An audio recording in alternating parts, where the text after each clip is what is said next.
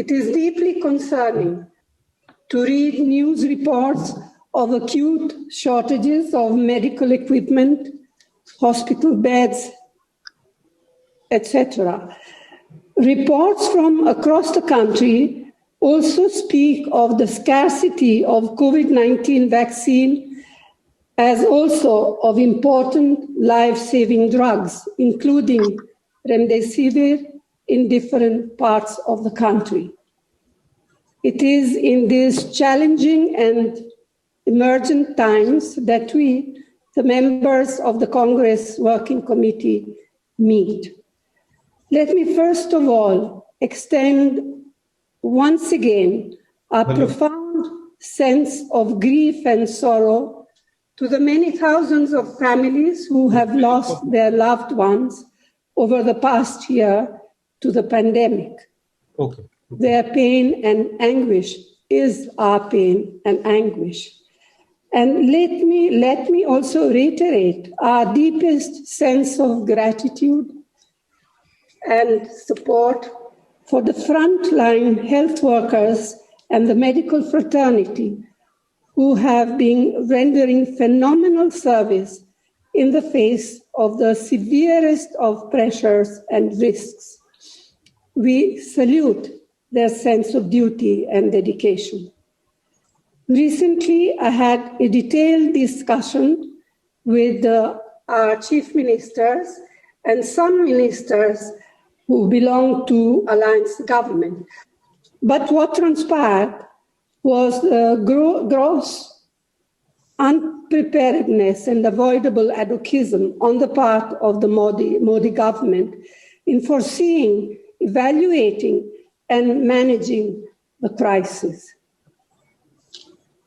Some of our chief ministers told me that they were left with just a few days of vaccines. They had no oxygen and they were running out of ventilators. But there has been a thundering silence on the part of government.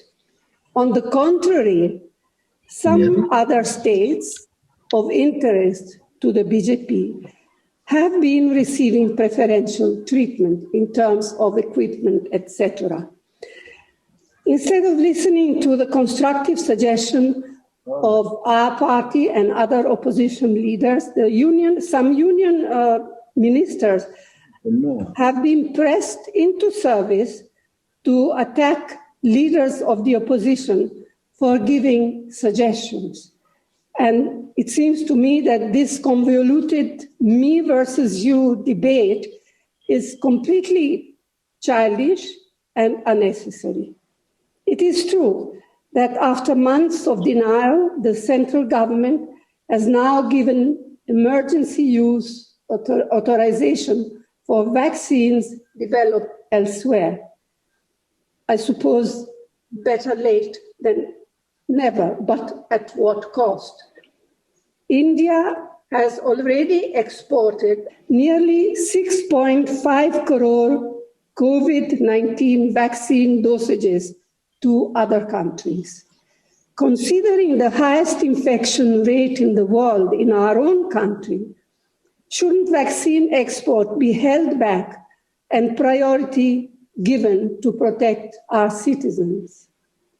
Government must also reconsider its priority for vaccine candidates by reducing the immunization age to 25 years and above, as also to all younger persons with at-risk health disorders like asthma, angina, diabetes, kidney and liver diseases, and other similar ailments.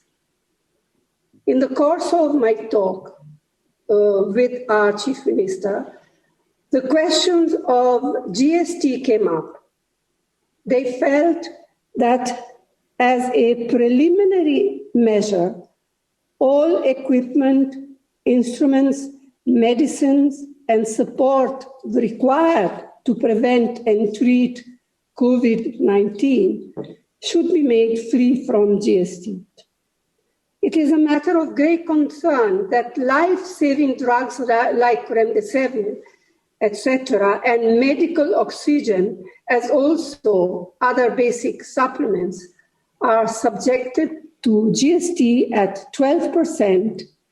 Even basic equipments like oximeters and life-saving critical equipment like ventilators are subjected to 20% GST. In the current state of affairs, this is inhuman and untenable.